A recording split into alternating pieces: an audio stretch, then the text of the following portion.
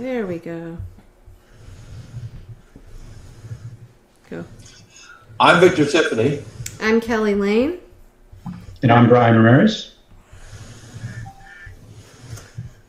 And this is the Revolutionary Roundtable. This week's episode is Election Integrity. We have a very special guest coming up tonight. I'm so excited to be talking to this gentleman soon. But before we bring him on, let me just make a few announcements.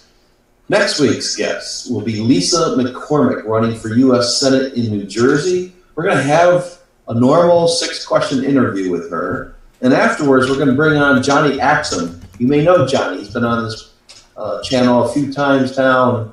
He's had a conversion in terms of the answer to the question, what are you, a tax and spend liberal? He's got the right answer now. And we'll have a discussion in the aftermath of our interview with Lisa as to the answer to that question. I'm looking forward to that as well. This week, we got Ryan Trundle, candidate for Congress, became our most recent CFAR candidate. So fresh, in fact, we don't even have him on the website yet. But we'll have him up soon enough. And then, before we bring on our guests, I just want to I want to elaborate a little bit on theory and practice. What does it mean, theory and practice? The theory that we're working on, the theory that we worked on in 2016 was called leverage. In other words, we called it Bernie or bust. Right? It's leverage. If it's not Bernie, then we're not going to support the nominee. Think of it as a line in the sand. Right? This time around, it's CFAR or else. Sign the contract for American Renewal, or else we're not going to support you. It's a line in the sand. So if I could, please, encourage everybody, go out and buy this book. You can Google, or not Google, but enter into your browser, bernieorbust.info, I-N-F-O. Get this book and read it, and you'll understand exactly what we're doing, what we did in 2016, and then, of course, again, this year with the midterms, this CFAR or else strategy.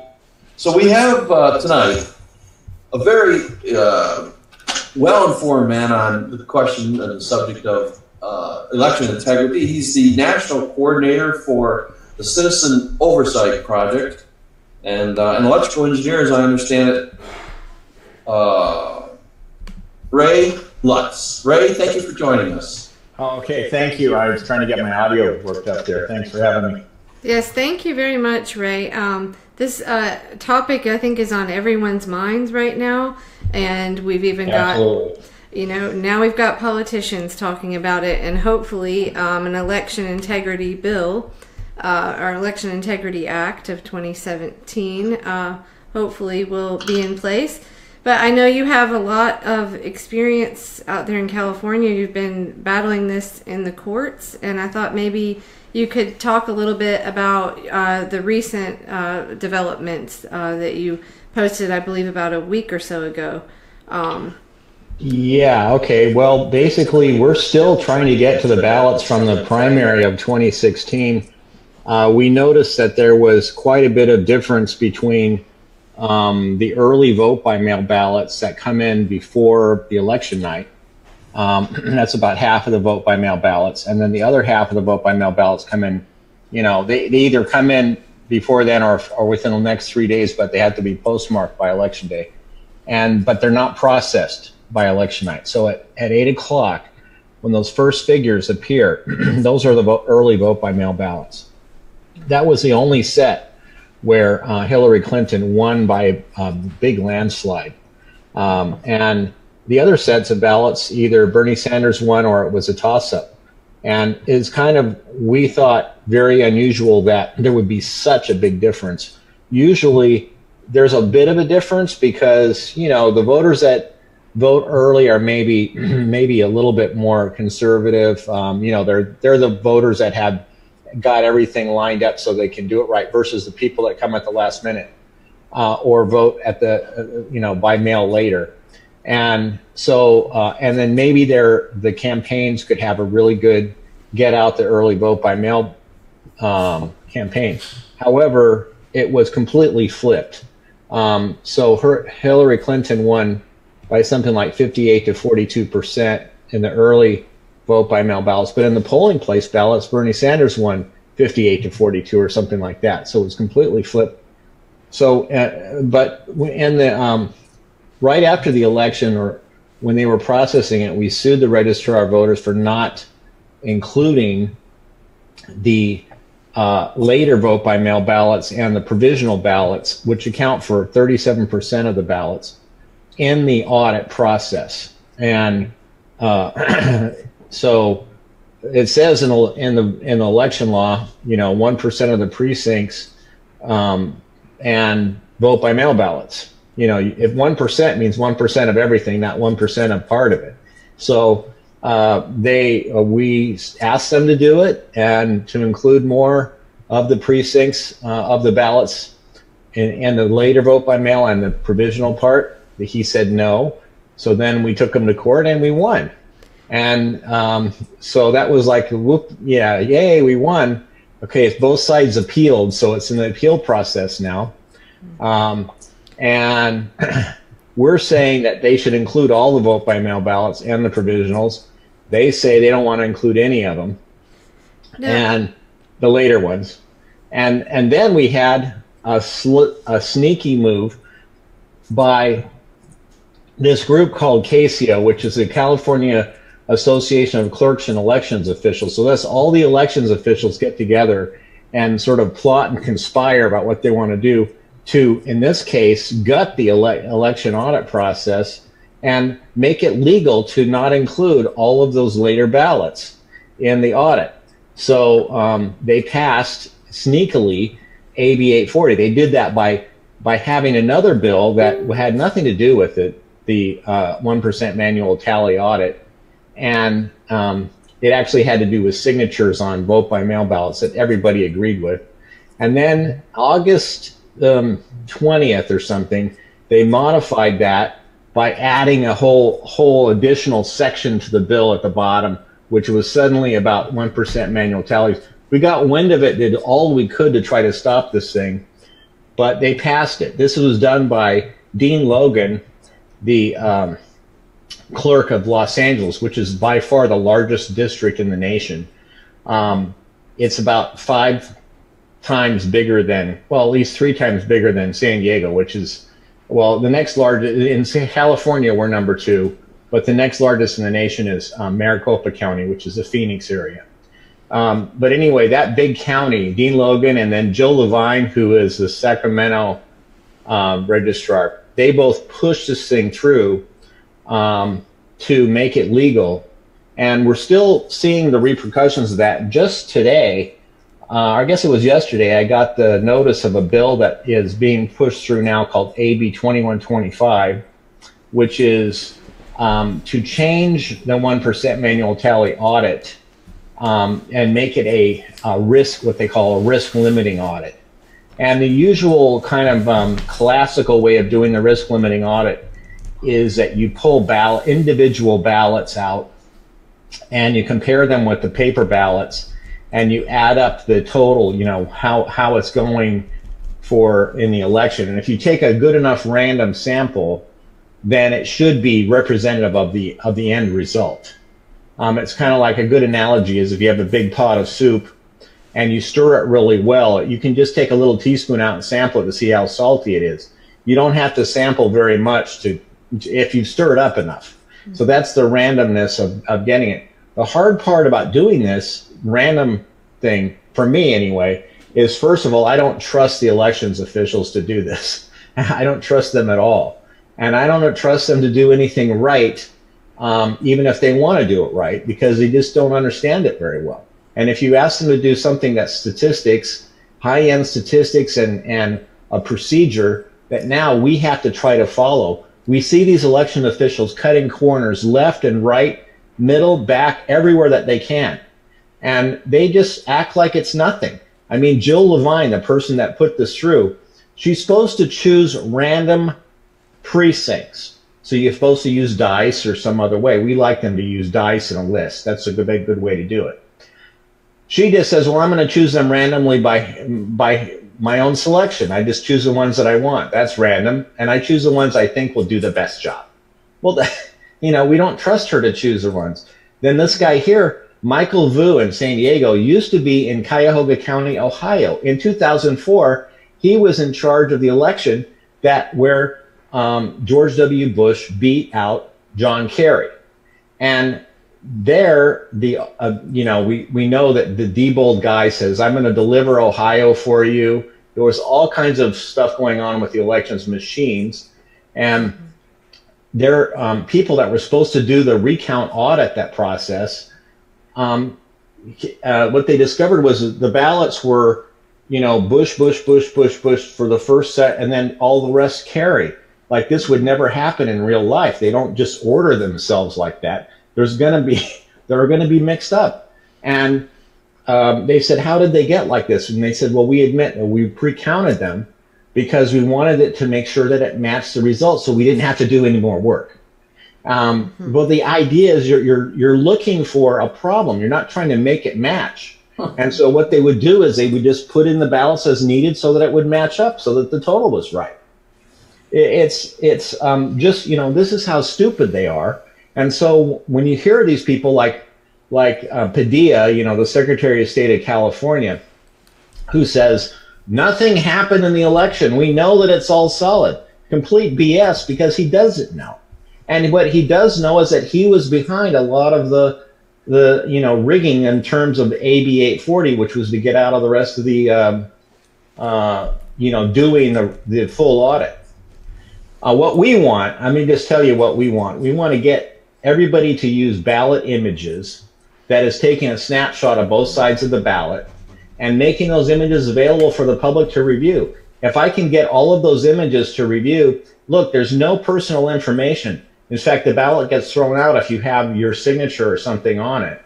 And I've seen them do this. We saw them do it up in Minnesota. I think it was Minnesota where Al Franken was elected. They had the website where they went through each ballot. You could see the ballots. Look, we can run our own machines across these ballots and count them, all of them. We don't have to do a sample. We can test the whole thing. Now, do you think it's important, though, to keep the copies, the paper ballots? Because I know in Tim Canova's race, they did have these scanned images, but they had tossed out the paper ballots, like something, I believe it was 12 months before they were legally supposed to. But then, there was some question about what company is scanning these ballots, and you don't have a paper ballot to compare it to anymore. So what are your thoughts on that about? Well, you're right. You have to have the paper ballot to check it, but there's also ways to what they call make the images immutable, so that using a thing such as, it's similar to the blockchain that you've heard about that's used in these cyber currencies. But basically, we don't have to have it the glamour of the blockchain, because we can just lock it up, because we have all of the data there, and you just lock it up and you make it public right away. If the images are made public, and yes, we have to go in and take a sample and compare them. And there's procedures for doing this that have been around for years. The organization AIM, which is an association, or it's the Association for Image and Information Management, they dealt with the microfiche archiving, and basically they were on top of all of this image processing of documents. They have a system where here's how you compare an image with the base document and make sure that it's copying right, doesn't have streaks in it, looks good in the fidelity. They have comparison of characteristics. Those procedures are already there. And as you're making these copies, you have people that look at a sample every now and then to make sure that the scans are doing right. But you also need to go back in and take a look. But that's yes. But if I have all of the images and I can look at those, it takes quite a bit of work to fake out the images. And if they know that we can go back in and check the paper against those, then yes, I think we have a pretty solid system. Even if I can't trust them to do the risk limiting audits can be good. They're just starting to try to get into these. And the concept behind the risk limiting audit is that unlike what they do now, which is where they take a set sample, at least California has some pretty good audits. I mean, we're talking about Canova down in Florida. There they only choose one race, and one race and 1% of the precincts of that race. And what race did they choose? The one I went to where they tried to look like pocket the thing and fake out which one they were choosing. You should see the video at Citizens Oversight on YouTube. It looked to me like they were trying to basically sleight of hand, put in the right, and they ended up with a judge, with no challenger. That's the race that they're gonna, So choosing just one race isn't enough. You need to at least get the important race, in this case, the presidential race to look at. But just doing one, if they do it randomly, that can scare off, people that are trying to fix the thing. If it's chosen randomly, and then people that are trying to fix the election will say, well, I don't know which one I'm going to choose. But if they choose it, say, randomly and don't publish the results ahead, this is what they were doing in Fresno. Yeah, they pick it randomly, but they publish which ones they're choosing 2 months ahead of the election. Well, then if you're a hacker, you just say, well, let's fix the rest of them. Leave those the way they are. They'll come in and audit those. They'll look fine, and we'll fix the rest of it. Why would you publish it 2 months ahead of time unless you wanted to just really screw it up? I mean, and that is if you don't understand it, why you're doing it. So this is why, Fresno was choosing 2 months ahead of time. Sacramento was choosing them randomly, but the ones she wanted. Then San Diego and many other counties were leaving out 40% of the ballots from the audit. Just so badly run. So this is the thing. They're supposed to audit themselves. This is like, well, when I go down the freeway and I'm speeding, I'm going to check my speedometer, and if it's over, I'm going to write myself a ticket. This doesn't happen very much. Which election official is going to say, my system is screwed up? So Los Angeles does this. They have a really bad election system. They're terrible. It has these cards that look like punch cards. You fill in the bubble with the pencil. And many times it just doesn't read it very well. Well, so they do the 1% sample of the precincts. They bring them in and hand count them, okay? Then, if the count is matching, of course they say that's right. If it's only 1, 2, or 3 votes off in the precinct, they report it. But if it's more than that, they don't report it right away. They take the precinct ballots back into another room.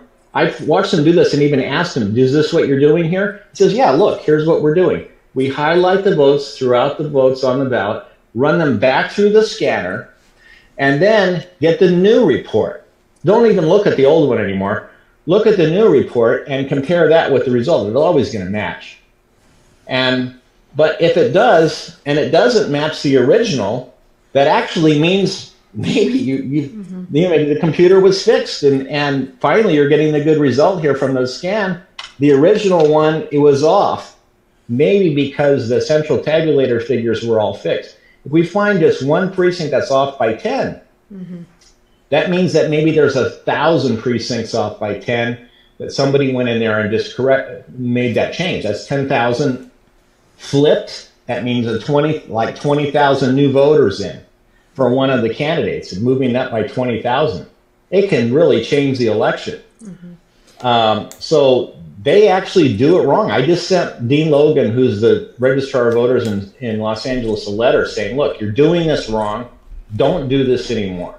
Because, with that knowledge of how they're implementing the current audit, do I have any confidence that they're going to do this new, more statistical audit very well at all? No, not at all. And so we're going to have to watch it very, very carefully. And as I said, if I had the images, then I could very easily run those images across my own software and check it. The problem is here, we've been trying to get at the ballots from the primary all this time. We have 22 months to do it. We still have them. Right now we're in a holding pattern because we've made an official request for production of evidence in the case. And they have until the next hearing is going to be May 10th. So theoretically they could have already destroyed the ballots before we even get to look at them. So the election laws in California are so old, they're like the 1800s. They've been migrated up, but recent laws like the Public Records Act and the new constitutional amendment that was in 2004, I think, saying that we had the right to look at the documents. There is no exclusion for ballots. We should be able to look at them, but it says that they're sealed. So they keep them for 22 months by law, sealed, so no one can look at them. It's like, why do you keep them? The reason that you're keeping them is so that people can look at them and check what you do. Mm-hmm. Oh my God, they absolutely do not want that to happen. Can you imagine what happens if the public actually gets to come in and check how badly they're doing? Mm-hmm. Mm-hmm. They want to hush this. They want people like Alex Padilla to say, everything's fine, we don't have it. Even Obama says, oh, you're crazy if you think the elections could be fixed in this country. Mm-hmm. Mm-hmm. But it looks like there's a lot wrong with what's happening. Well, what you were describing, do you know a woman named Laura Chamberlain? She's in Chicago. Yeah, Dr. Laura. Mm-hmm. Oh, yes. I actually met her in Philly DNC week and ended up marching around town with her. And she told me all about what she witnessed there, and it sounds similar, like where they had a tally, and she witnessed people like marking and changing it to match. They would be hand tallying, and when they got up to a certain point, they would be ordered to stop. And they were erasing. And then so that it would match. And so, this Chicago is where she's from, and Chicago City is a whole district unto itself, and it's just corrupt as hell. But there's a good news there, because they're getting ballot images in, and with those images, and if we get to them, like there's a county, Dane County in Wisconsin, did publish all of their ballot images for the November election. The Election Assistance Administration Commission, I guess it is, they acknowledge that ballots are public records, and we should be able to get at them. So I think it's just a matter of time before we get this straightened up. But always, and there's no choice here, the public, the citizenry, has to watch the elections ourselves. You can't trust the elections officials or those who've been elected to do it. The people that have been elected, they like it screwed up the way it is, because they got in. Mm-hmm. And so they're not going to ever go after it. The media, amazingly, does not ever really get involved in this research on the elections. It's like taboo for them to question if the elections are legitimate. And so they don't really do it. Mm-hmm. They've been following, the cases. I mean, we won the lawsuit, so you have to admit that we had something right here. Mm-hmm.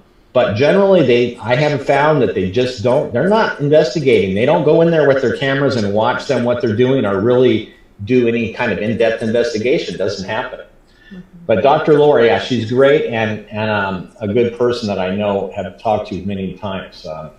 There's a lot of good election activists, but not all. I mean, some of them have been distracted, and they're not looking at the right thing. In fact, when I first started doing election integrity, people were telling me that what I consider the wrong thing to do for so long, and we weren't looking. And it took me like 2 years to even figure out what they were doing in San Diego, because they didn't publish any procedures. I thought it was going to be easy. Okay, I'll just go in and look at their procedures and kind of understand what they're doing. Okay, I get your set of written procedures, and I'll go over them. Oh, we don't have any. What? No written procedures for what you do? No, but you can ask us questions. And so I had to do that for like 2 years. Okay, you ask the question. They say, we want clarification. We don't understand your question, blah, blah, blah. Around and around and around, until finally I realized that these audits were really the key to trying to keep track of it. And then I set up this thing called the snapshot protocol. The reason for that is because they were taking just the early vote by mail ballots and the polling place ballots and doing their audit on that subset.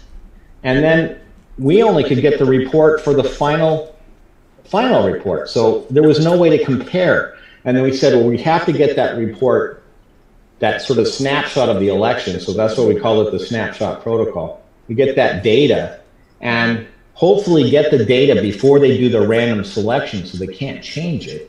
So we get the data first, then they do the random selection, then we compare the data to the result of their 1% manual telling. At least on that subset, we can find out if there's changes.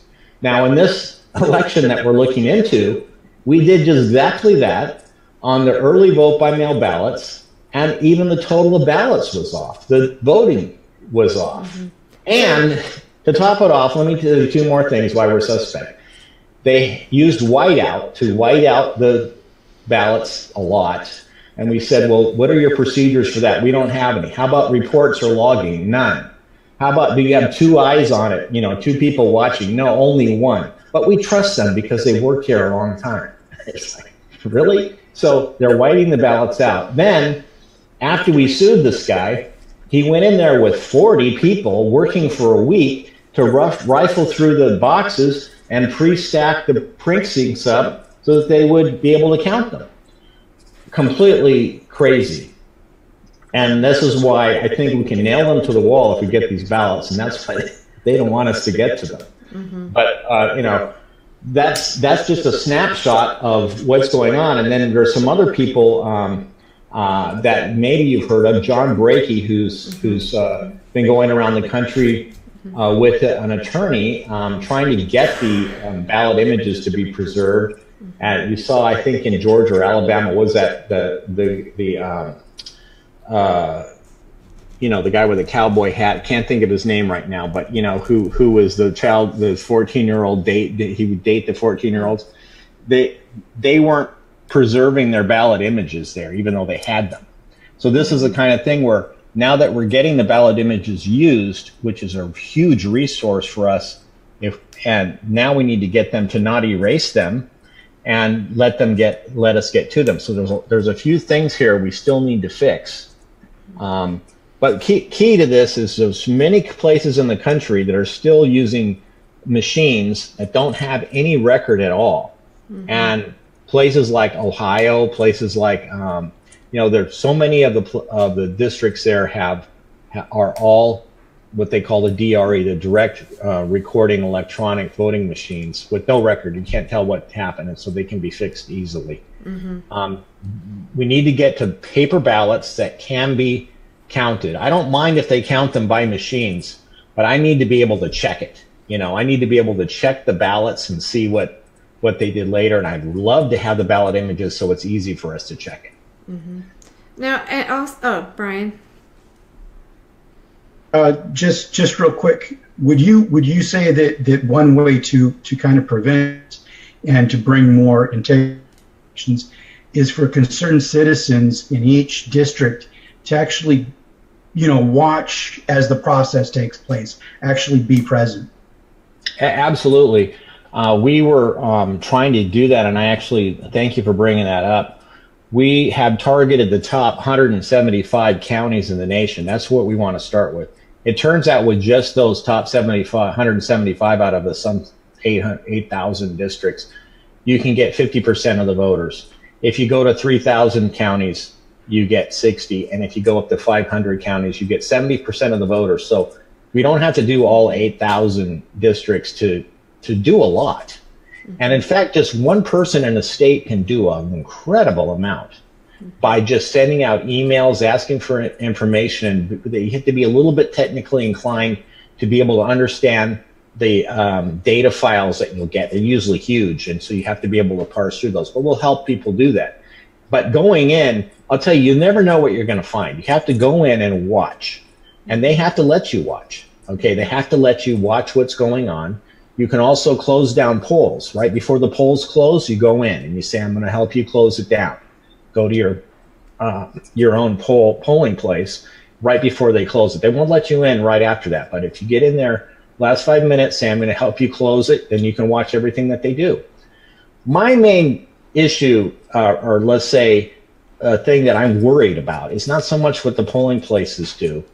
I'm worried about the central tabulator hacking. The potential of a person inside who may be compromised somehow, or a hacker getting in, who then flips, as I said, maybe 1,000 precincts by 10 votes each. You would never be able to find that very easily, but that's 10,000 votes. You can't do that in one precinct. You know, one precinct, you might be able to stuff the ballot box with, like, let's say you stuffed it all for one candidate, right? You're only going to put in 200 ballots there and then throw the other 200 out, you know? And so maybe there's 400 voters in the precinct. You'd be able to flip half of them. That's not going to change the election. And it'd be very hard to do that in a lot of precincts. So that's why and generally precinct workers, you know, maybe there's a few that are out of line, but it's not going to be enough precincts to do. So it's that central tabulator hack that I'm worried about. And that with the audit, you can usually catch that.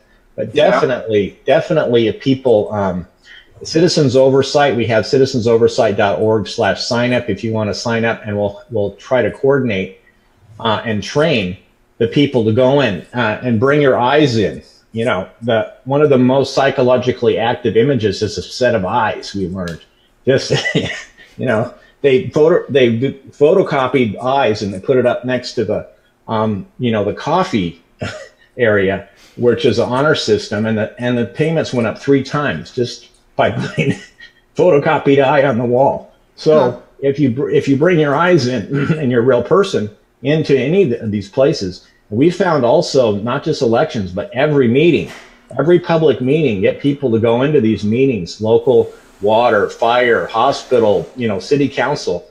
You'll adopt one of these meetings and go in. They almost have nobody ever attend. Come in and just watch what's happening. Just having your eyes in there makes a big difference. So absolutely, we want people, as I said, you cannot trust the government to watch itself in the elections. They will try to always take advantage of these elections and rig it. Here's one of the good things in this next election coming up. In California and many, well, I think it's 14 other places around the country now have same-day registration. So you can come in on election day and be not registered and still register on site and vote. You know, a lot of people was like, oh, well, gee, 30 days ago I had to register, and I'm, you know, they say, too bad you didn't think ahead, so you can't vote now. Like in New York. Yeah, they're still doing it in many places. But in California now, it was actually passed in like 2011, and it's taken this long for them finally to get what they think, you know, well, we had to get our databases fixed and so forth. Finally, they're getting it in place. But that's one of the things that's going to prevent some of the rigging on the front end. So if we fix the actual voting system, then it's like squeezing a balloon, you know, it comes out every other place, and then they're going to be fixed. But if we have same-day registration, then you can't rig the election rolls. There's no, like, it's a fraud, no more voter fraud. But he's not registered. You do have the problem. Could you talk a little bit about what happened with the provisional ballots out in California? Because I know that I remember hearing that was a big problem that people got. They ran out of ballots. So they were giving people provisional ballots, and then some people, I think there was something with no party, it no party preference or something, and it was actually a independent party or something to that effect, and then those didn't get counted. Well, it was because in the primary you had Bernie Sanders being an independent, and you know, a lot of he was a Democratic. You know, on the ballot, but he was an independent, you know, basic. So you had a lot of independent voters coming in that, you know, non-party preference voters who would come in to vote. And in the primary, it's up to the party to decide if they want to allow crossover voters to vote in their primary. The Republican Party doesn't allow anybody who's not a Republican to vote in their primary. That's up to them. If you're a Democrat, the Democratic ballot was available to non-party preference voters. You could go into the polling place, if you know this, and say, I want the Democratic ballot, therefore it has Bernie Sanders versus Hillary Clinton, or, you know, the rest of those candidates in the Democratic primary on the ballot. If you didn't say that, you would get the nonpartisan ballot that didn't have the presidential race on there. And so they might say, well, wait a second, I wanted to vote for, Hillary Clinton or Bernie Sanders, probably, if they're the non-party preference, and they said, well, sorry, you're a non-party preference voter, it's not on your ballot. Well, he could have said, yeah, you could ask me for the non-party preference ballot, but unless they said, can you give me the crossover Democratic, unless you said those words exactly, the person in the polling place would go, oh, they're not saying the words exactly right, so we're not going to give them the ballot. And then the question was that we had was, were those ballots being put into the provisional pile and processed last, or were they put into the main pile and processed that night? And what we found was that we did not find evidence in San Diego that they were putting them all in the provisional pile. But what was happening up in Los Angeles is they weren't including those crossover ballots at all. They had to be, with a lawsuit, forced to include those, which was like, it turns out they have 5.5 million voters there in Los Angeles. It's a huge place. And so, you're talking about hundreds of thousands of voters that were being just eliminated from voting, basically, for the presidential primary. So that was a big kerfuffle here. But here's the deal: is that if we have same-day registration, you don't have to worry how you're registered, because you can change it on the spot. You can say, okay, well, what do I need to be voting that way? Oh, you want me to be a Republican? Now I'm a Republican. I can vote in their primary. So the Republicans can't say anymore that you can't vote in our primary unless you're a Republican. You can just change right then. So this eliminates this sort of rigging that was going on. And I don't think it was so much, it partially was because Alex Padilla did not help he did not say, okay, you have to tell people. And even in this last election, Bernie Sanders was on the ballot as a write-in candidate in California for president. That people didn't know, you can only write, you can't just write Mickey Mouse in and they don't total up Mickey Mouse unless probably he'd win, in some election. This is a joke. But they don't total up somebody that's not the official write-in candidate. But Bernie Sanders was an official write-in candidate, but you'd have to know, here's what I can write in. And it wasn't well publicized. So, it's not going to happen unless Bernie Sanders actually was pushing for it, that he would actually win. But still, people wanted an out because they didn't see the other two candidates that were the leaders as being something they wanted to vote for. So, yeah, it was a big deal in California about how that was handled, for sure. Yeah, and I remember hearing some of it, though, was just they actually ran out of ballots. It wasn't just the crossover. They were giving people provisional ballots, and those just got tossed to the side. Do you know in LA what ended up happening with those? Well, the thing is that there's so many different ballot styles. People don't realize this. There's a lot of ballot styles. I think there was 800 here in San Diego, ballot styles. Okay, so what is a ballot style? It means that you have you're in a different area. So in an area you might have, the elementary school district, and then the hospital district and the high school district, bubbles may all intersect in different places compared to the senators and the assemblymen and everything else. So you've got all these different, and so you may have different ballots in these different areas. Then you have all the different languages involved and then the different parties. So in this primary election, you had the full Democratic ballot. You had the crossover Democratic ballot, which did not have the Central Committee races, were the pure Democratic race, which was the Central Committee. Had to be a Democrat to vote for those. But if you were a nonpartisan voter, you could vote for the presidential race. The rest of the races in California are all open primary anyway, so it didn't matter. It was only so then you could get the Democratic full ballot, the crossover Democratic ballot, or the nonpartisan ballot. So if you're a nonpartisan voter, you come in, you have to get one of those three, and they may run out of one. So that's why they were using whiteout, so that they used the wrong ballot. They said the only reason we used whiteout was so that we could white out the if somebody used the wrong ballot. So if you go into a precinct, the wrong precinct, they're going to have the ballot for that area. And if you're in the wrong precinct, you went to a different area, you may not be able to vote for some of those people in that area because you don't live there. And so then they'd have to, with these stupid machines, they'd have to wipe those out. Okay. But now what they're doing in California, and this is coming up, there's only, I think, 4 or 6 counties, I think 6 counties that have started what they're calling the Voters' Choice Initiative. You know, when you hear something like that, Voters' Choice, you know that it probably means the voter not choice, you know. They name things opposite. But it was pretty good in some ways, but it's sort of a mixed bag. In other words, what you're going to be able to do is go to any precinct that you want, and you can vote in any place. So you can choose where you want to vote. That could be really good in a place like Los Angeles, where you may be at work, and to get home in time may be nearly impossible because you have to fight traffic all the way home. And so you'd rather just vote there.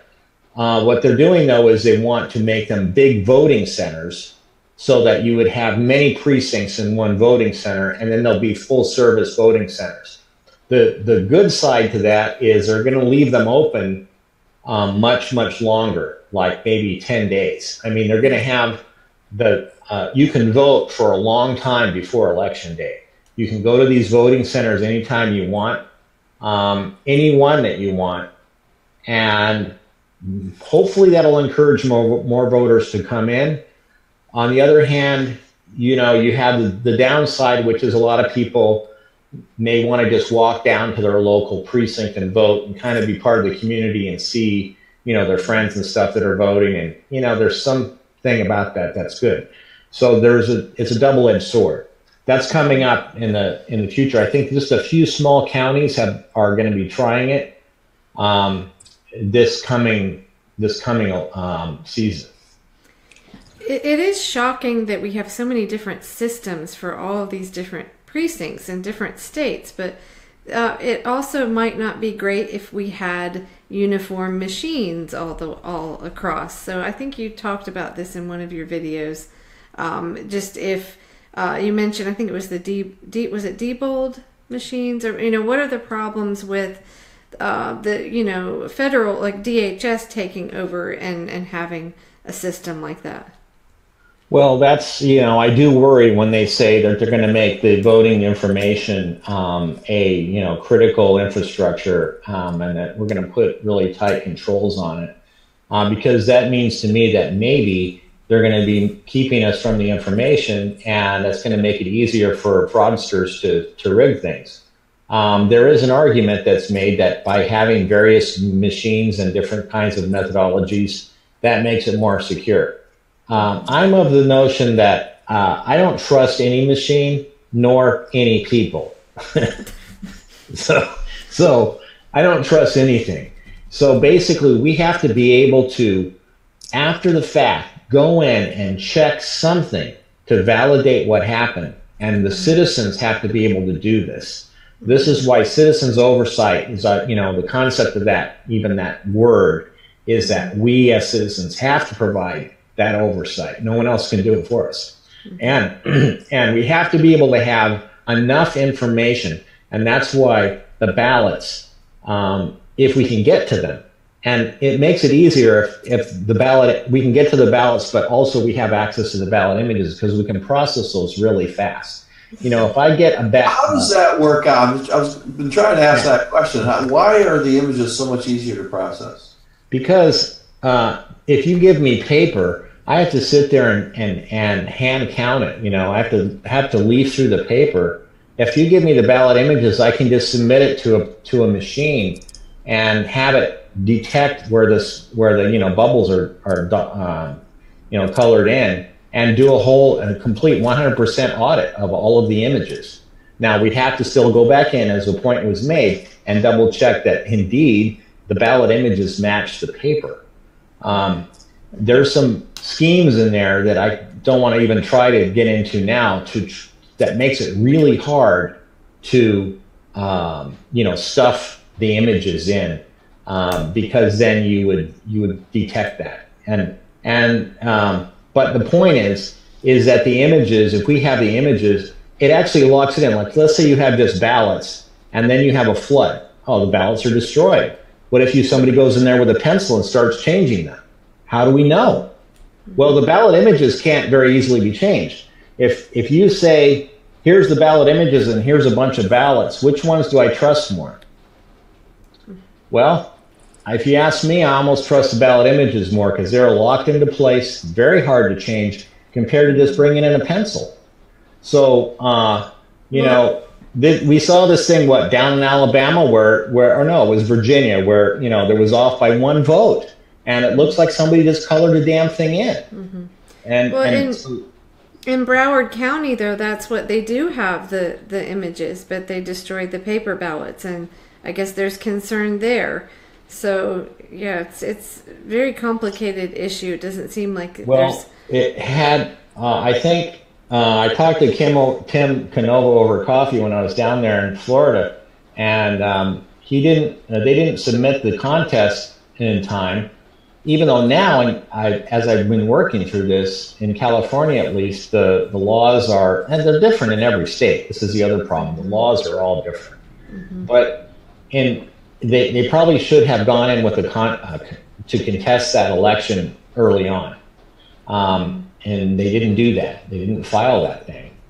And they did have this sort of last minute, they wanted to get to the ballots and couldn't. They still had the ballot images. I don't know if they went through and did an audit of the ballot images. I mean, did they actually go through and count them all? I mean, the nice thing about ballot images, you can put them on a website and you can let everybody look at them. Mm-hmm. And count them if you want, go through and look at them all. I get it. You get you split them up. If you have you have a crowdsource, you have on the internet, you get 100,000 people looking at the ballots, you can get them done lickety-split just by looking at them. Mm-hmm. So it really, really helps to have the ballot images, and then you can look at them as a group. You can have, like they did in Wisconsin, they had the website, they look at every single ballot on video. You could compare it with the ballot image and look at the ballot right there. But having the ballot images was then, those were documented, and then they could look at them online.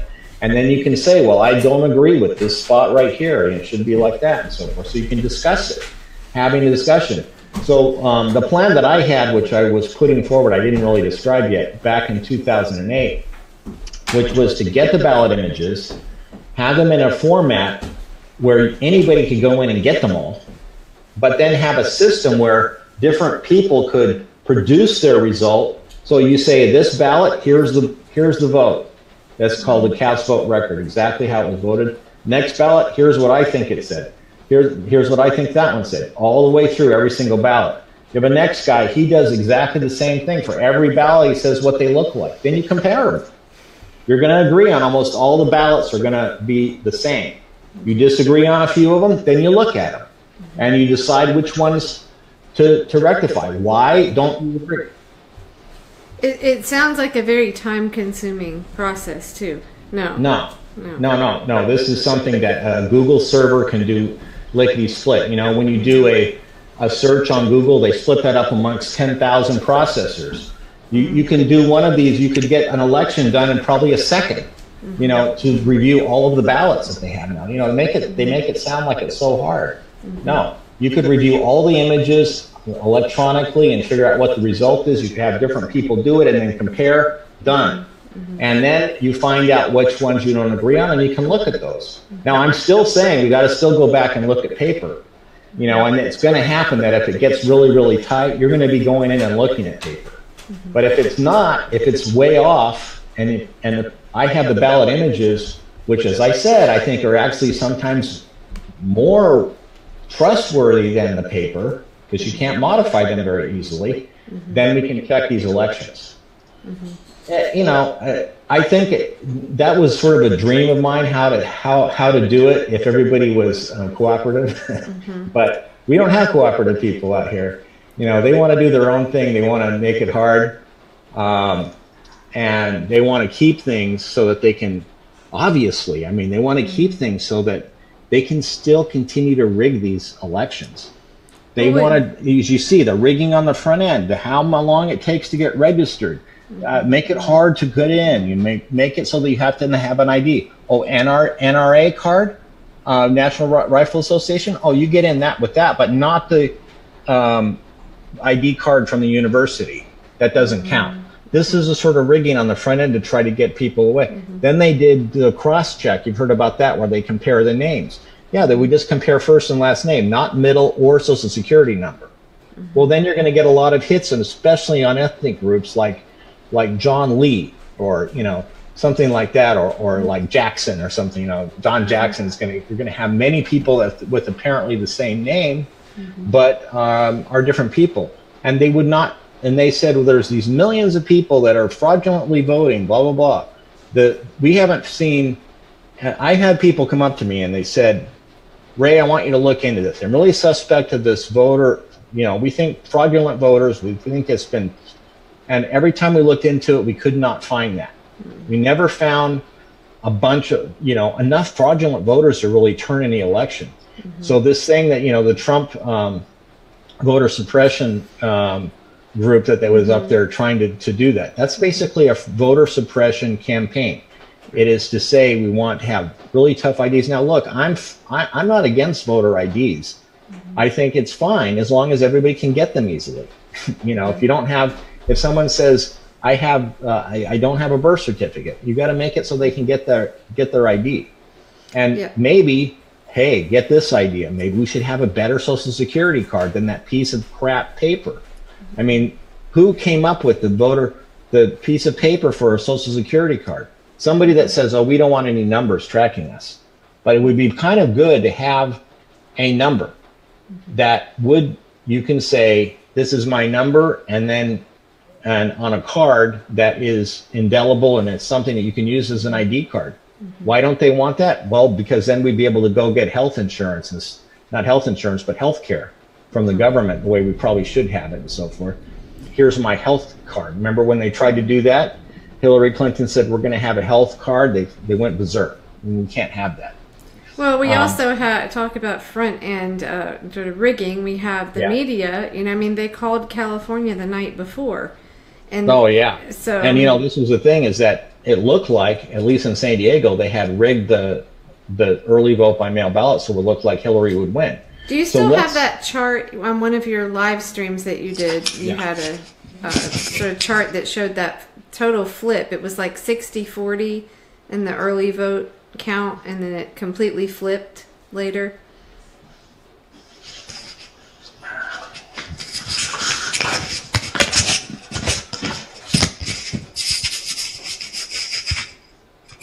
Put this thing on because I find it works better.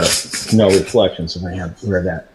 So this is kind of a way I've used, and you can see big picture here. There's these 4 sets of ballots, and this top one, well, really the first one to come in is this early vote by mail ballots here. These are the ones that are received and processed by election night. Okay, so those are the ones that are reported at 8 p.m.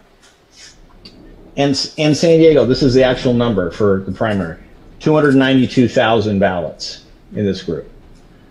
And the polling place ballots were only 195,000 fewer. People voted at the polls than just the early vote by mail.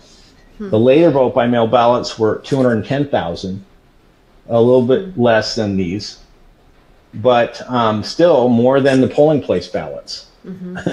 And then finally, about 10% of them, or 75,000, were the provisionals. And that wasn't that unusual of a number, it turns out. We thought they would have, many, many more provisionals in that election due to what I was talking about. But it turns out it wasn't appreciably that much more.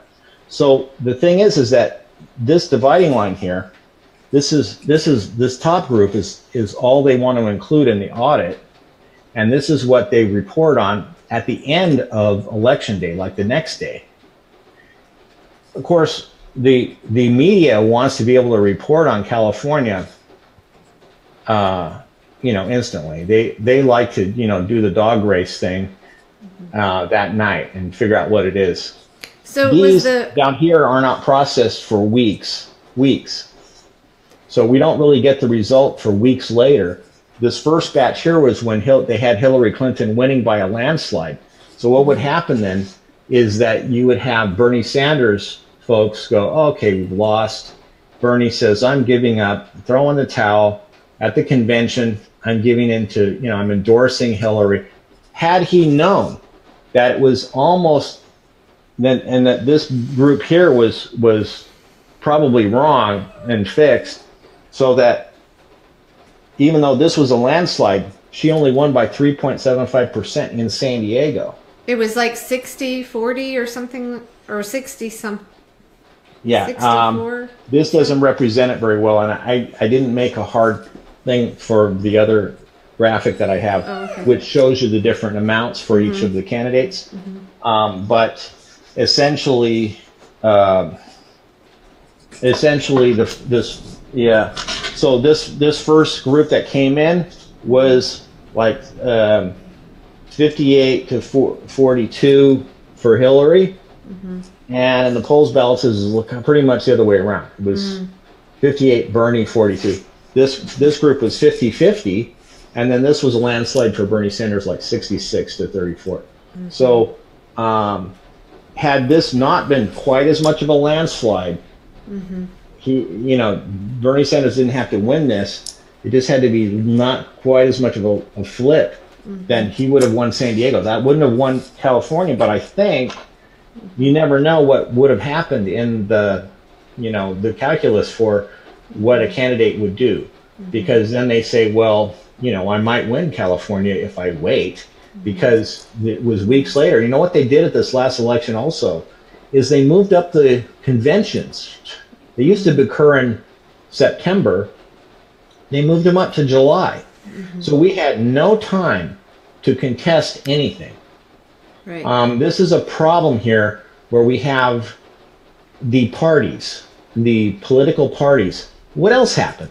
We had the DNC, as we know now from the Podesta emails and stuff, the WikiLeaks emails, that they were pushing Hillary over Bernie pretty heavily and biased that way, mostly because they were making money off Hillary, I think. But of course, then they said, well, it was the Russians who leaked those. Doesn't appear to be the Russians that leaked the Podesta emails. I thought it was an inside job by the guy at the DNC. What's his name that was killed he was shot in the park. And they said it was about, what is his name? Seth Rich. Yeah, Seth Rich. Yeah, maybe he was the guy who did it. So there was a lot of slime going on in this election. And so would that slime reach all the way into people running the elections? I think maybe there's a very good chance it did. And by the looks of this, they may have said to Vu, who they probably have something on. Why? Because he was busted in Ohio. Two of the subordinates were convicted, but then it was reversed on appeal. I mean, and I know that this guy, they're probably saying, okay, if you don't do what we tell you, then we're going to, bust you for these other things. So they may have this on him, and maybe that's the reason why he's doing it amongst these other people. But they all seem to be conspiring. The California Association of Clerks and Elections Officials works to gut the audits and do things wrong over and over and over. It's just amazing. They're a secretive group. They do things like they just had this AB 2125 that came out of the blue. Just yesterday, they finally revealed what they're working on with the. So that's what we're trying. So it is a battle. It's not over, folks. We have to continue to work on this. Is that where? I'm sorry, you were at the Future of Elections conference? Is that where you're... ABH 40. Okay. The Future of Elections conference, that's pretty much where the elections officials go for this little sort of mini convention. It's not the official Clerks and Elections officials meeting, but it is a most of the people there are the clerks and election officials, folks, or government workers, or there's a few people there like League of Women Voters and Common Cause. Good folks on the other side. There, though, you had Alex Padilla give his speech, and then you had Dean Logan give his, and I called out Dean Logan, saying, why did you push to gut? We're getting everything better in California. Then why did you push this AB 840 through to gut the audits? And again, looking at this picture here, what they did was they're supposed to include a sample, 1% sample of all of the ballots. That's what the law says. And they said, well, we're just going to cut it off here. We're only going to do this top part. Bad news, because if you're a hacker, you can identify these ballots, and you can just say, okay, free reign on all these. So I'll fix all those however I want. No one will ever know. And so it's bad. I will admit, the problem here is that the 1% manual audit that they're doing now is an onerous task. It's very time consuming, and they're not even doing it right anyway, so I can see why they don't really think they need to do it. But essentially, again, if we get those ballot images, we can hold their feet to the fire. Otherwise, as I said, I just don't trust. If they say we're going to do the risk limiting audit, that's fine, but I'm afraid we're not going to have enough visibility of what they're doing. So Ray, you talk about this as a battle. Do you think this can be won? Do you think there's any chance at all of having nationwide election integrity? Yeah, I think so, because it's going in that direction, but very, very slowly. In other words, the new elections equipment that they're coming out with now, without exception, does take image, quick, because it's so easy to make a snapshot of a piece of paper. You don't have to have any smarts to do that. It's kind of like an eagle is really good eyes, but he can't read. Okay, eagles are smart in terms of just looking and seeing that rabbit or whatever. So in terms of taking the picture, we've got technology that will take that picture really easy and cast it into an image. And then you have the liberty of working on, is that spot colored in? Is it check marked? Because you have to have, there's standards, like California has a set of standards for how you're going to interpret the bubble, how the marking. If somebody just colors in a bubble nicely, of course you know what that is. But what if they check mark it? Well, you would think they should interpret that as a check. What if they cross it out and then color in the other one, put no and yes? You have to be able to say, well, they intended that one to be it, because they wrote yes next to it. Even though that's an invalid marking on the ballot, they say it's okay, in certain cases to do that. I mean, they're making exceptions of that nature. So there's a set of standards about how to interpret voter intent, of what the voter intended to do. And you have the machines can do a better job now than what they had before. What they had before was just a few, sensors, photoelectric detectors that would shine a light and they detect it. They only had about 5 or 6 across the page. The page would go through and it would hit those spots, and if it was off a little bit or something they wouldn't quite get, it was a mess. Now they just take a picture of the whole page in high resolution, and you can have a computer go through and carefully see where the ballot is. I mean, look at your cell phone. It can sit there and figure out where your face is. I mean, we're to the point now where, yes, we have the technology to do this, and we can interpret what these ballots say. We can drive a car on the road and have autonomous driving. We certainly can interpret a ballot. The problem here is not that.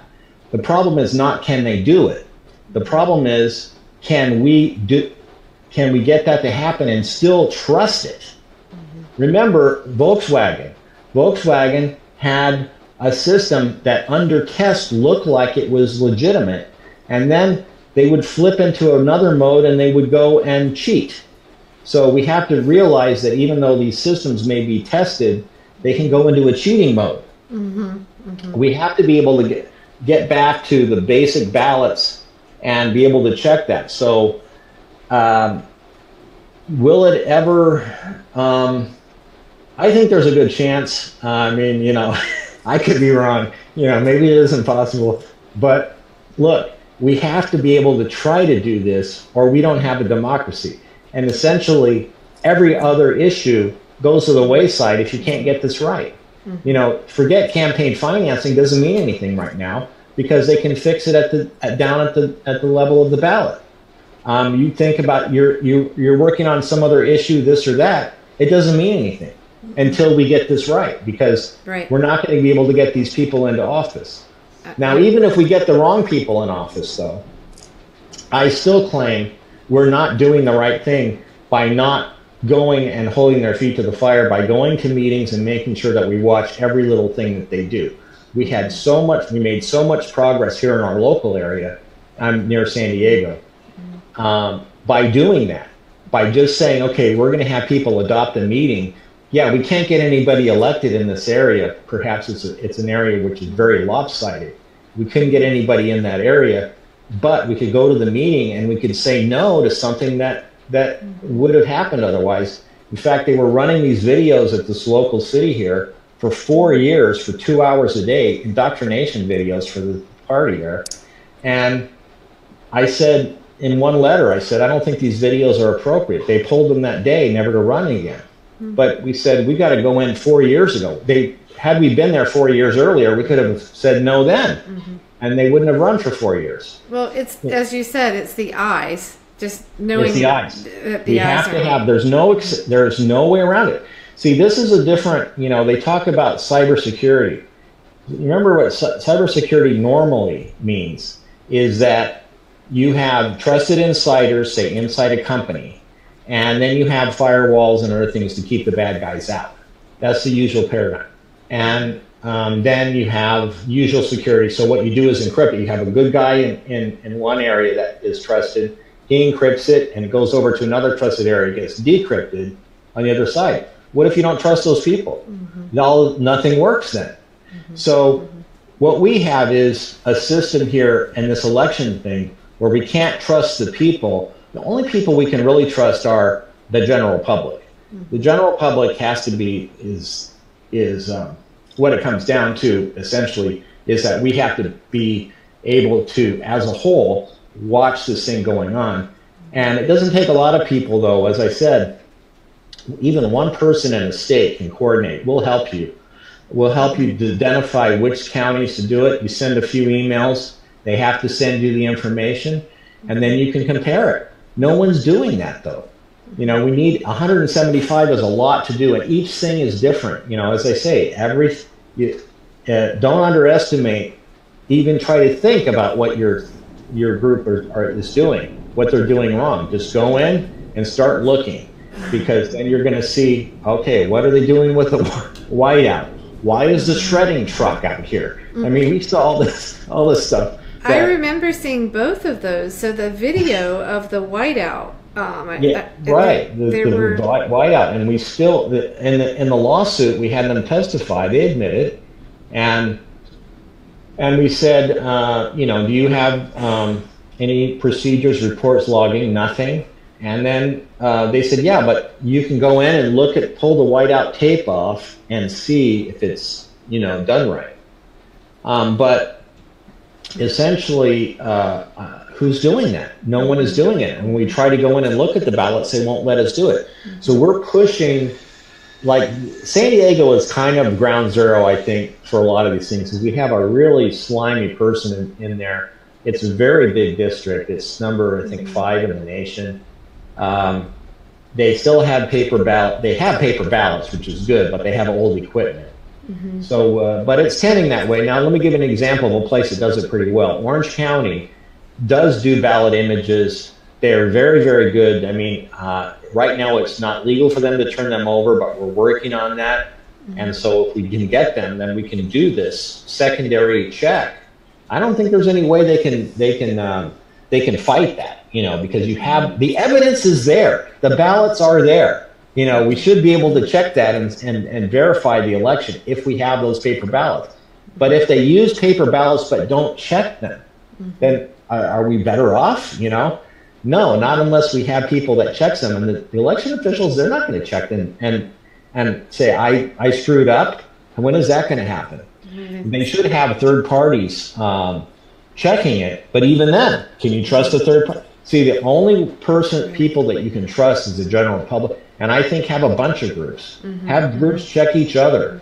This is why I say, you get the ballots, you have a system for checking, you have a bunch of people do the election again, not just one, but a bunch of them, all compare and then all agree, and then you can sort of fight it out as a group, because you can't trust anybody. The thing is, go ahead.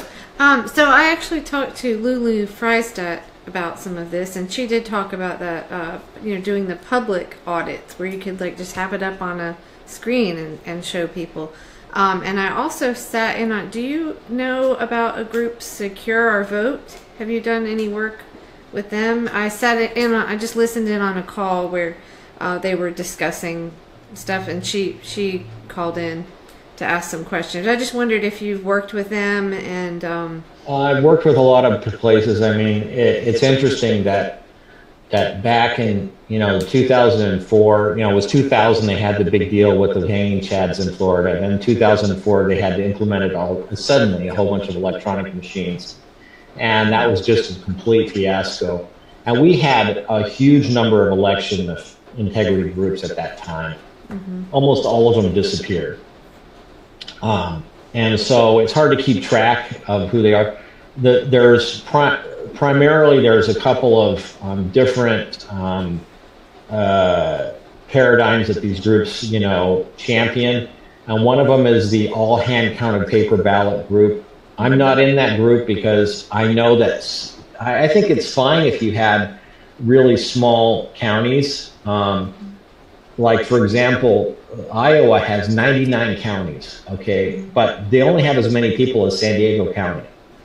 So they have, in that 99, you can have those 99 counties doing their own little elections, and it distributes it out. It's not as risky. Yeah, if you had a hand counting of a simple ballot in the precinct, but look, we've looked at these precincts and how bad they are in terms of just adding things up. We had 1,500 precincts in San Diego, more or less, and we did a study of 5% of those. And in those 5%, only out of these 85 precincts, only 15% of them could add up the ballots that they had, how many were voted, and how many were spoiled, and have it equal out. I mean, they couldn't even get that to add up.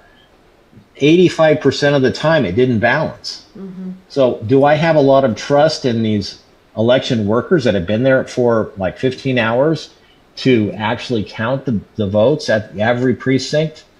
No. But if you did that, in a way it would be good, because it's very hard to corrupt a whole bunch of precincts if they're hand counting the ballots out in the precincts. It's hard to corrupt those. It's very, very hard to watch, though. I mean, if you're an election integrity worker and you want to try to watch what's going on, you can't watch 1,500 precincts. You can barely get enough people to do that. And the trend is, as I said, to go to these voting centers.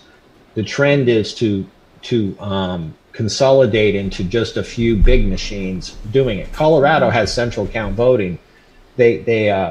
Central counting for the entire state. It goes to one place, they count them all. That's an example. And the risk limiting audits in this new bill that came through does bring up an issue, and let me explain it really quick. If you have risk limiting audits, what you're trying to do is pull ballots out in the ballot level risk limiting audit. They randomly choose ballots from the entire set.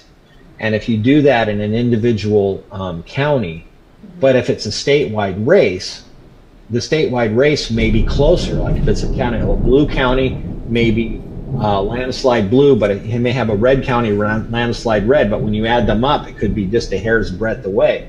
You'd have to actually choose more ballots if that was the case in all those counties involved. So it kind of pushes it toward a central count if you use that. This is why I I do like risk limiting audits because it explains what you do if you are getting a bad result. But because now they don't do anything, they just do a 1% manual tally. They say everything's fine and move on. Mm-hmm.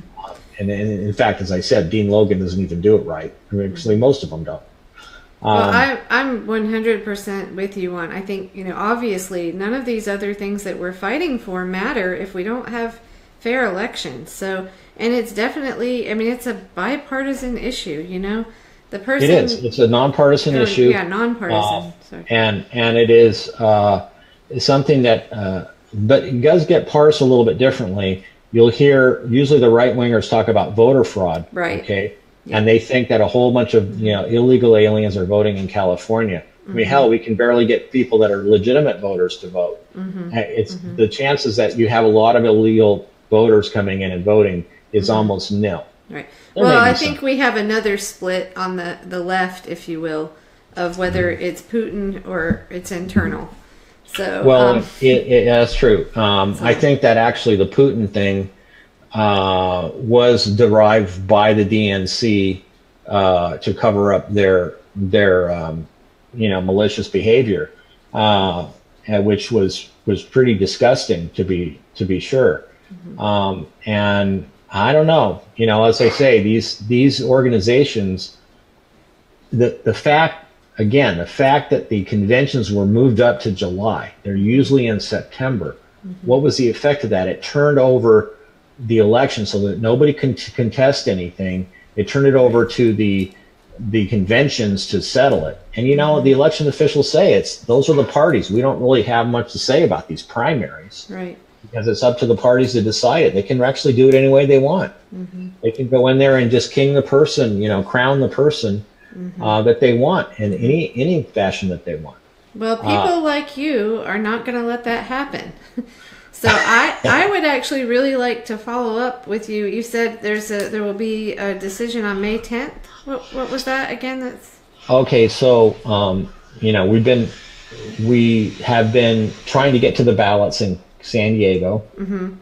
We put in, it was remarkable because we put we filed a contest to the election within the 5 days after the election, that it says. But the election code is such a shambles. It's hard to know what's what. Also, it's hard to find attorneys that know anything about this area of law. It is very much not a very well defined area, and they keep changing it. The legislature changes the code all the time. So getting an attorney that knew what to do, basically I had to do everything for the attorney except that he knew how to turn the crank and get it through the system. And then we won that lawsuit, but in the process we learned that this early vote by mail ballots, which were included in the audit, were mishandled with 40 workers for a week to pre-stack them, and there's whiteout, and it didn't match the results, So we found that later, and then we reactivated the contest kind of late, but I think it's still legitimate and it's still a valid contest. But the problem was no one could tell me what to do. The attorney that was first working on it, he didn't know what to do. And I said, well, what do? We filed it. What's next? What do you do here? And then after an incredible amount of study on my own part to try to understand what the election code was all about, I realized that there's two things. There's a recount, which is an administrative process, and there's a whole bunch of stuff that explains it on the Secretary of State's website for handling a recount. Anybody can ask for it. You say, I want to have a recount. It doesn't go through the court. But there's this other thing called the contest, which is a court process, legal. Okay. And then you go into the court and you have to file the legal paperwork. So just recently, after not being able to get to the ballots in other ways, such as a public records request, I finally put in this discovery request in the right way, I hope, which is it takes 30 days. So we're going to have until about April, the beginning of April is when the 30 days runs out. And then I file a motion with the court to say that I want the court to compel them to provide access to the ballots.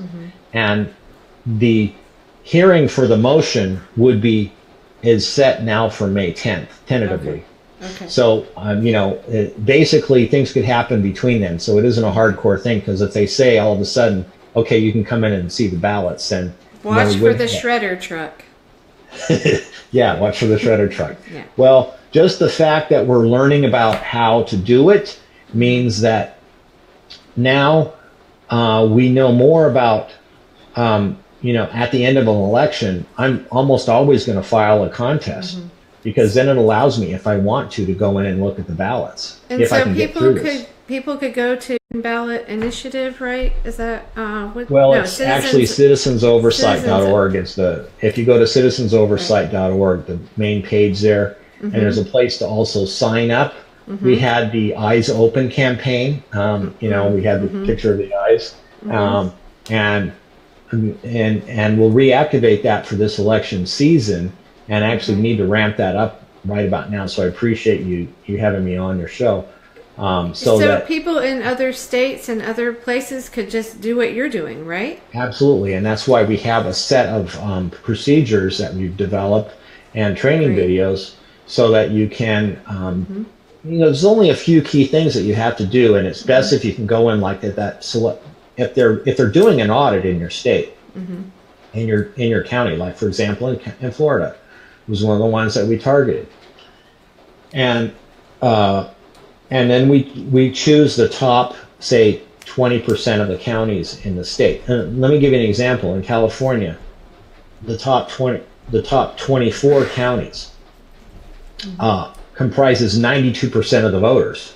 There's 58 counties, so we don't have to do the other 34 if we get 92% of the voters and the first 24 counties. So other states may not be that lopsided, but it's still, important to strategize on what you should do so you don't waste your time. Right. So what we do is we ask for the election result. In Florida, they actually have the final results. Just a second. So I think this would be a great thing if any of our CFAR activists or anyone watching wants to get involved with this. And absolutely. We had a few hundred people sign up last time.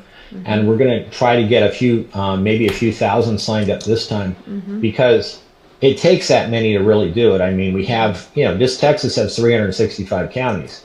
I mean, but we're going to pick the top, county. But if you're in Texas, if you're in Florida, if you're in these states, not all of them have an audit, but you can still, you can still go into your district and eyes open.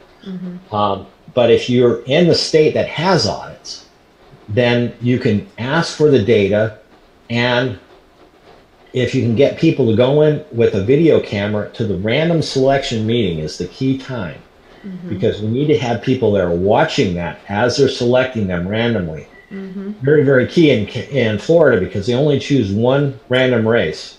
But if they choose that very randomly, nicely, then that can be, quite a force against someone a fraudster who's trying to, if they know that, but what they're doing is a hat, they put things in a hat. You can almost see their finger in there, holding the piece of paper that they, that they want to pick, and then they pick it out, or had in their pocket. It was crazy. The judges were involved in all this. You can see the video at Citizens Oversight on YouTube, and see what we were up against there in Palm Beach County. This is like a Trump area, I guess. And the election official was actually from Escondido, right here in California, and moved out there. Well, that's why I say, it is nonpartisan, and whether you were for Bernie or Hillary, whatever this time around, just remember that this could be, against the person you want next time. It's not about party here. This is about democracy. Absolutely, and this is the nice thing about it. And actually, this is the thing we find about most local issues are very nonpartisan. It has nothing to do with party at the local level. People understand the issue. They all come together. Here is actually a local issue. Watching the elections and making sure that they're right and honest. There's nothing partisan about that. Absolutely. But it gets partisanized because you have people that are trying to tweak the system. And it happens from both sides. Both of the parties are tweakers. Right. And so there's nothing where you say, well, this party is faultless. No. Right. All the parties are involved here. And the big parties especially are look very corrupt and they say, well, that's an election official as a Democrat. I said, well, that doesn't mean a thing. Actually doesn't mean a thing. Right. And some of the ones that are the best are the Republicans. I'll hand that to them. In the Republican district, some of these are doing a really good job. It's crazy and backwards, upside down in every possible way. But if you go to citizensoversight.org, there's a sign up. And sign up, give your information about which district you're in. And then we'll have people who will. And if you want to help volunteer to organize as volunteers, I really would appreciate that. Somebody who's good at that can have them organize the volunteers and put them together, because sometimes you'll have maybe 20 people in one state. They've never met each other before, right? But want to do this, and they make friends, and it's fun. So it's a great thing to do. It's just really fun to do too. I mean, go in there with the camera. Right. I'll tell you, I've been in there with a camera. They have to let you in to certain areas with the camera to see what's going on. Ask questions. You're allowed to do that. California has an election code. You're allowed to ask questions. They're required to give you an answer or find someone that can. That's pretty powerful. So it is a thing where people don't know that they're pretty powerful here if they will learn what their power is as they go and do this. And first have to know there's a problem. So. All right. Well, I would love to follow up with you on after May 10th.